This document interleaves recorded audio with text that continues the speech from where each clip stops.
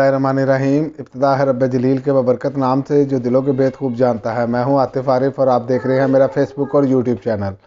ناظرین، آج ہم بات کریں گے قریش نے جو مکمل بائیکاٹ کا منصوبہ بنایا نبی کریم صلی اللہ علیہ وسلم اور بنو ہاشم کے خلاف۔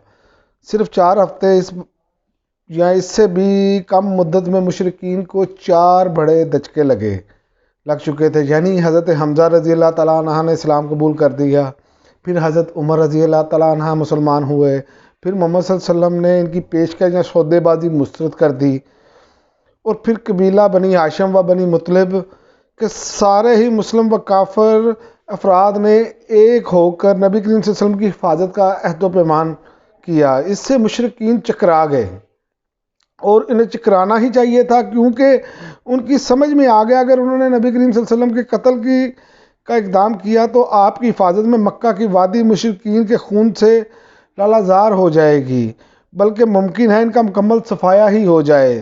اس لیے انہوں نے قتل کا منصوبہ چھوڑ کر ظلم کی ایک اور راہ تجویز کی، جو ان کی اب تک کی تمام ظالمانہ کارروائیوں سے زیادہ سنگین تھی، اور اس تجویز کے مطابق مشرکین وادی محصب میں خفیف بن کنانہ کے اندر جمع ہوئے اور آپس میں بنی ہاشم بنی مطلب کے خلاف عہد و پیمان کیا، اور ان سے شادیاں بیاہ نہ کریں گے، نہ خرید و فروخت کریں گے، نہ ان کے ساتھ اٹھیں گے، نہ بیٹھیں گے، نہ ان سے میل جول رکھیں گے، نہ ان کے گھروں میں جائیں گے، نہ ان سے بات چیت کریں گے، جب تک کہ وہ رسول اللہ صلی اللہ علیہ وسلم کو قتل کرنے کے لیے ان کے حوالے نہ کر دیں۔ مشرکین نے اس بائیکاٹ کی دستاویز کے طور پر ایک صحیفہ لکھا، اور اس میں اس بات کا عہد و پیمان کیا گیا تھا کہ وہ بنی ہاشم کی طرف سے کبھی بھی کسی صلح کی پیشکش کو قبول نہ کریں گے، اور نہ ہی ان کے ساتھ کسی کی طرح کی مروت برتیں گے، جب تک کہ وہ رسول اللہ صلی اللہ علیہ وسلم کو قتل کرنے کے لیے مشرکین کے حوالے نہ کر دیں۔ اس پر رسول اللہ صلی اللہ علیہ وسلم نے جن لوگوں نے یہ کیا اس میں سے جو شخص پیش تھا اس کے لیے بد دعا بھی کی، اور رسول اللہ صلی اللہ علیہ وسلم نے اس پر بد دعا کی اور اس کا ہاتھ چھل ہو گیا۔ بہرحال یہ عہد و پیمان طے پا گیا، صحیفہ خانہ کعبہ کے اندر لٹکا دیا گیا۔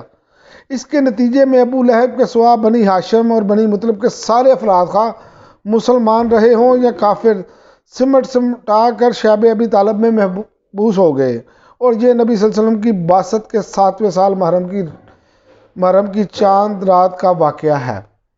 اور پھر آپ صلی اللہ علیہ وسلم جو 3 سال شیب ابی طالب میں، اس کے بارے میں آپ کو بتاتا ہوں۔ اس بائیکاٹ کے نتیجے میں حالات نہایت سنگین ہو گئے، غلے اور سامان خور و نوش کی آمد بند ہو گئی، کیونکہ مکے میں جو غلہ یا فرد سامان لے کر آتا تھا اسے مشرکین لپک کر خرید لیتے تھے، اس لیے محصورین کی حالت نہایت پتلی ہو گئی، انہیں پتے اور چمڑے کے کھانا پڑا، اور فاقہ کشی کا حال یہ تھا کہ بھوک سے بلکتے ہوئے بچوں اور عورتوں کی آوازیں گھاٹی کے باہر سنائی پڑتی تھیں۔ ان کے پاس مشکل ہی سے کوئی چیز پہنچ پاتی، وہ بھی پس پردہ۔ وہ لوگ حرمت والے مہینوں کے علاوہ باقی ایام میں شاید ضرورت کی خرید کے لیے گھاٹی سے باہر بھی نہ تھے۔ وہ اگرچہ قافلوں سے سامان خرید سکتے تھے جو باہر مکہ سے آتے تھے، لیکن ان کے سامان کے دام بھی مکے والے اس قدر بڑھا کر خریدنے کے لیے تیار ہو جاتے کہ محصورین کے لیے کچھ خریدنا مشکل ہو جاتا تھا۔ حکیم بن حزام جو حضرت ختیجہ رضی اللہ تعالیٰ عنہ کا بھتیجا تھا، کبھی کبھی اپنی پھپھی کے لیے گیہوں بھجوا دیتا تھا۔ ایک بار ابو جہل سے سابقہ پڑ گیا اور وہ غلہ روکنے پر اڑ گیا، لیکن مداخلت کے بعد اس نے اپنی پھپھی کے پاس گیہوں بھجوا دیا۔ ادھر حضرت ابو طالب کو رسول اللہ صلی اللہ علیہ وسلم کے بارے میں برابر خطرہ لگا رہتا تھا، اس لیے جب لوگ اپنے بستروں پر جاتے تو وہ رسول اللہ صلی اللہ علیہ وسلم سے کہتے کہ تم اپنے بستر پر سو رہو۔